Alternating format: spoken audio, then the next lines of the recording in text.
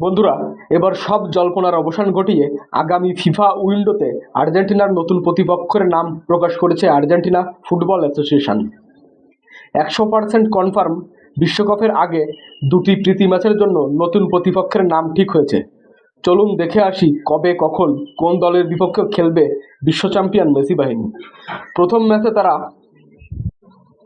African দেশ মৌরিতানিয়ার মুখোমুখি হবে। ম্যাচটি অনুষ্ঠিত হবে আর্জেন্টিনার ঘরের মাঠে আগামী 28শে মার্চ শনিবার ভোর 5টা 15 মিনিটে। মৌরিতানিয়ার মুখোমুখি হবে আর্জেন্টিনা। নিজেদের অপর ম্যাচে আরেক আফ্রিকান দেশ জাম্বিয়ার মুখোমুখি হবে মেসি বাহিনী। ম্যাচটি অনুষ্ঠিত হবে আগামী 1 এপ্রিল বুধবার ভোর 5টায়। ম্যাচটি অনুষ্ঠিত হবে আর্জেন্টিনার ঘরের মাঠে। শক্তিমত্তার বিবেচনায় আর্জেন্টিনার থেকে অনেক দুর্বল প্রতিপক্ষ মৌরিতানিয়া এবং জাম্বিয়া। ফিফা র্যাঙ্কিংয়ে তাদের অবস্থান তলানিতে।